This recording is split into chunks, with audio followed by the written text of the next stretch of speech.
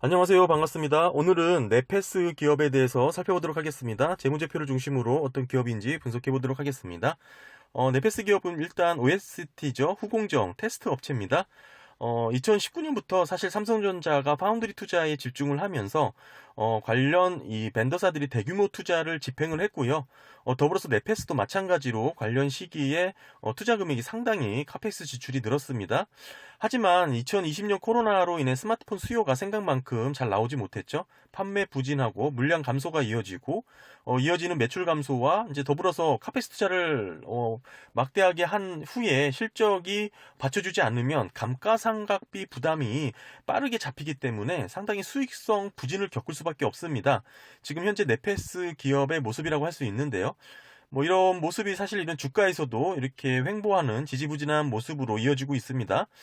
사실 근데 지금의 이제 수익성 부진은 시기적 지연에 따른 실적 부진이기 때문에 산업의 성장성이라든지 기업의 이제 팬더멘털과는 사실 의미 차이가 없죠. 어느 정도 이 시기적인 차이에서 발생하고 있는 수익성 부진이라고 볼 수 있어서 상당히 빠른 시일 내 조정을 받게 되면 회복할 수 있는 여지가 충분하다. 즉 수익 실현에 있어서 앞으로 개선될 희망에 있어서 의심할 만한 여지를 찾기 어렵지 않을까.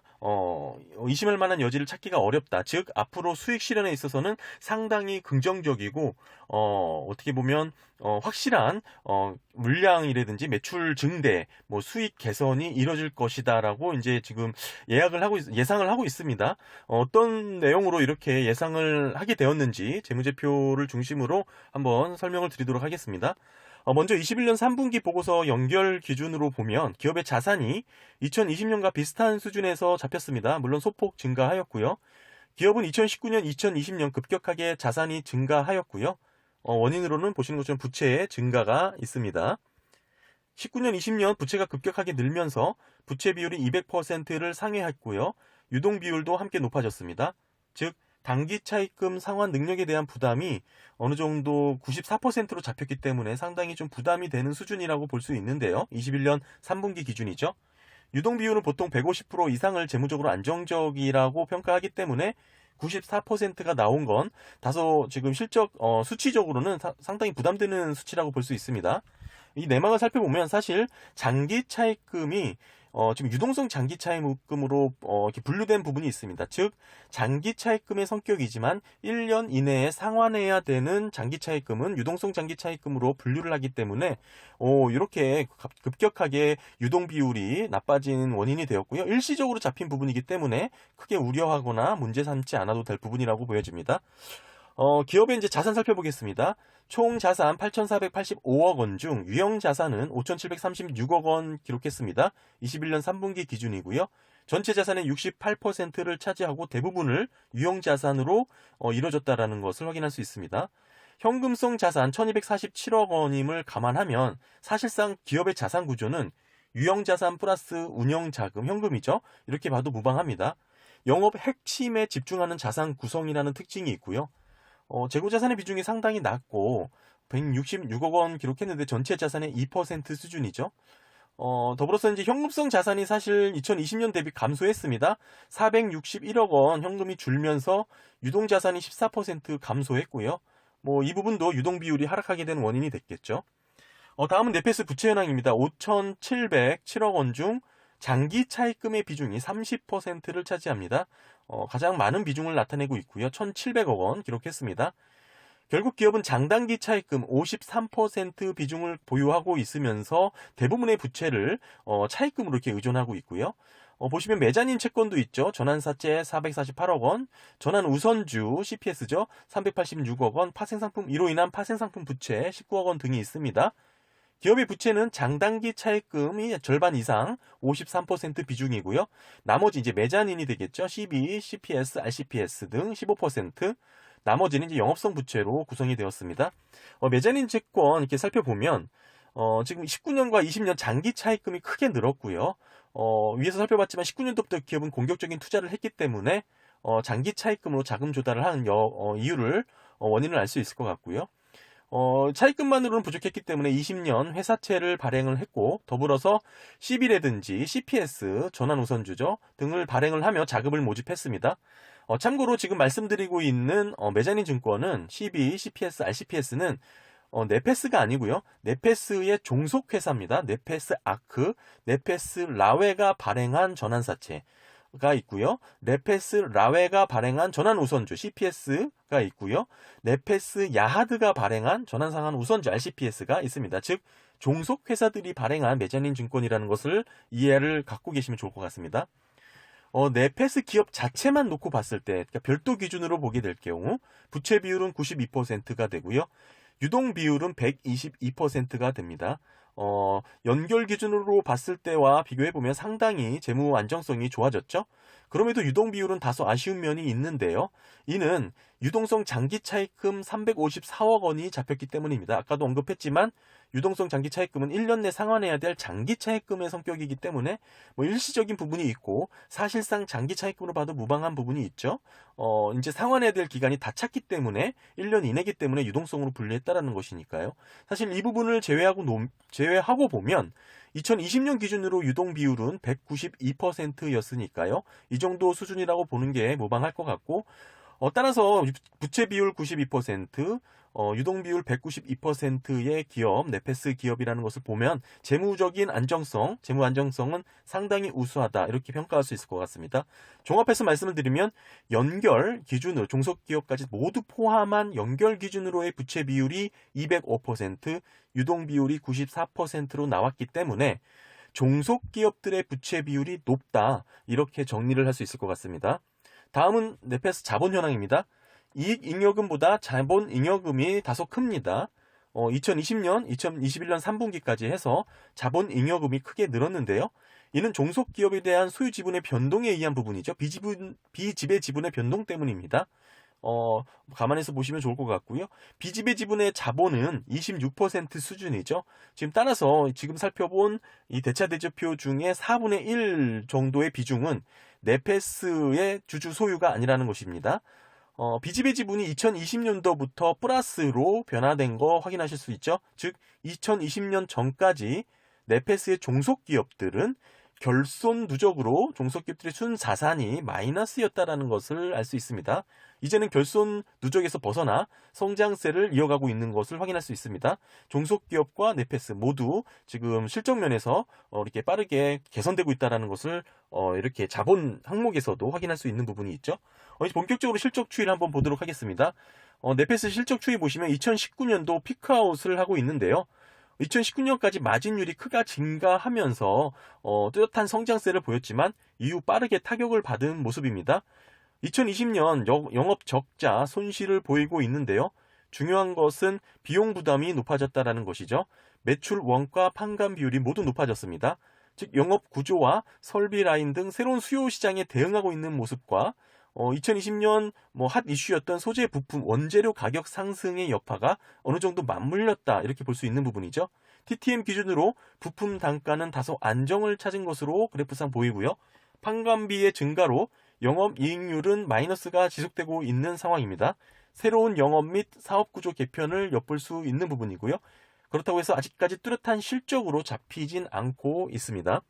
TTM 기업의 매출액은 최고치를 기록하면서 3,896억 원 기록하였습니다. 매출액 증감률 보시면 다소 변동폭은 있지만 꾸준히 우상향하고 있습니다. 상당히 고무적인 부분이죠.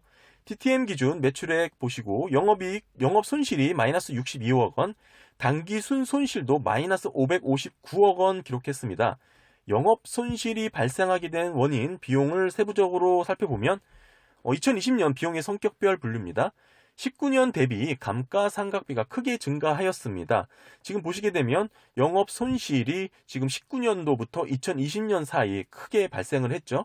따라서 2020년 비용의 성격별 분류를 보시면 감가상각비가 크게 증가한 거, 2019년 417억 원 감가상각비가 2020년도에는 698억 원, 약 700억 원 가량으로 67% 늘었습니다. 카펙스 투자가 늘었고 유형자산 비중이 늘어나면 확대가 되면서 감가상각비가 부담이 되고 있는 것이죠. 더불어서 이제 영업 손실에서 단기 순이익, 순손실 이렇게 폭이 깊어진 이유는 보시면 영업 금융 원가 518억 원 때문인데요. 2020년 금융 원가 세부 내역을 보시면 이자 비용이 93억 원이고요. 파생 상품 평가 손실이 약 468억 원입니다. 즉 파생 상품 평가 손실, 매자닌 등으로 인한 파생 상품 부채로 인해 인식된 부분이고요. 결국 지금 기업의 실적 이렇게 마이너스 폭이 깊어진 이유는 정리해서 말씀을 드리면 감가상각비와 매자닌 증권에 대한 파생 상품 부채로 잡힌 평가 손실 덕분이다. 이렇게 볼 수 있을 것 같습니다. 이제 21년 3분기 보고서를 살펴보시면 파생상품 평가 손실이 많이 줄었습니다. 대신 파생상품 평가 이익이 크게 늘었죠. 결국 인식된 주가, 상장을 했으면 주가로 인식을 하고요. 만약 비상장일 경우에는 가치평가를 해서 그 기업의 가치평가를 기준으로 삼습니다. 주가든 가치평가든 어찌됐든 하락했다라는 것을 알 수 있다라는 것이죠. 파생상품 평가 이익이 잡혔다라는 것은 주가가 하락 또는 가치평가, 기업의 가치평가가 하락했다라는 것을 의미합니다. 반대로 주가가 오르거나 가치평가가 오르면 파생상품 평가 손실이 잡혀서 주가가 잡히게 되고요. 주가가 떨어지거나 가치평가가 떨어지면 평가 이익이 잡히는 겁니다. 결론적으로 말씀드리면 지금 상황에서 2020년만큼의 금융비용이 잡히지는 않을 것이다. 이렇게 예상할 수 있고요.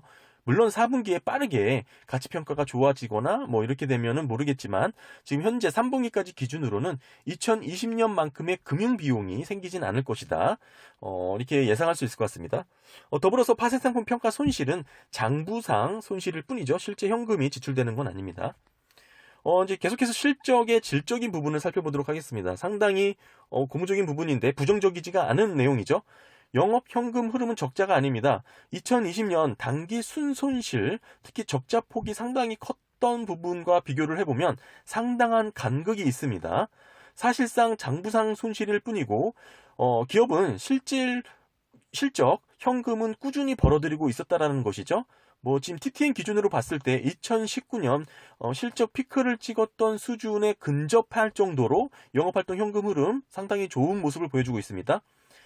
지금 더불어서 지난 연도 기업의 현금 흐름 패턴을 보시면 2019년도와 2018년도까지 그리고 2019년도까지 이렇게 두드러져서 구분을 할 수 있을 텐데요. 2019년도부터 기업은 공격적인 투자 활동이 나타났습니다. 영업으로 벌어들이는 자금이 부족할 정도로 투자를 이어가고 있는데요. 당연히 이제 자금을 조달해야겠죠. 실적이 안 좋았던 2020년의 경우에도 마찬가지로 가장 많은 지금 투자 지출을 하고 있습니다. 어디에 투자를 했나 살펴보면 투자활동 현금 흐름 지출 내용 중 대부분 카펙스 투자였습니다. 무형 자산을 포함한 부분이고요. 오히려 더 많은 카펙스 지출을 한 사업 연도도 있을 정도로 지금 카펙스 투자에 집중하고 있는 모습이고요. 2019년도부터 두드러지게 이 간극이 커졌죠. 지금 2019년도 기업이 벌어들인 현금보다 많은 카펙스 지출을 집행하고 있고 FCF죠. 잉여 현금 흐름이 남지 않을 정도로 지금 집중해서 투자하고 있는 모습이 계속적으로 나타나고 있습니다. 감가상각비와 비교를 해봐도 확연하게 이해할 수 있는데요. 2018년도까지는 시설 재투자 수준에서 카펙스 투자가 이뤄졌다 이렇게 볼 수 있는데요. 2019년도부터는 이 간극이 상당히 벌어졌죠. 공격적인 신규 시설 투자로 이해할 수 있는 부분입니다. 하지만 이제 기업의 이제 가동률을 살펴봐야 의미가 있는데요. 2017년도부터 살펴본 기업의 가동률을 보시면 반도체 가동률 부분입니다. 2019년 92%를 찍은 후 피크아웃하고 있는데요. 생산 실적과 맞물려서 보시면 가동률뿐만 아니라 2019년 이후 생산 실적은 꾸준히 감소하고 있습니다. 생산 실적은 2017년 이후 꾸준히 감소하고 있죠. 2019년도 새로운 카펙스 신규 투자가 공격적으로 진행된 점과는 다소 상반된 모습입니다. 사실 이렇게 이 부분의 간극이 가동률과 생산 실적 그리고 카펙스 투자의 이 간극이 지금의 기업 실적이 저조한 주요 원인이 됩니다. 생산 시설을 크게 확대했지만 실제 가동되고 있는 생산 실적 크게 늘어나지 않은 것이죠. 결국 정리해서 말씀드리면 코로나19 이슈로 글로벌 스마트폰 수요 둔화가 결국 이렇게 생산 실적에도 영향을 줬다 이렇게 볼 수 있습니다. 2019년 가동률과 생산 실적이 최고치를 기록했기에 보시는 것처럼 당연히 재고자산이 전기 대비 크게 증가한 것을 확인하실 수가 있죠.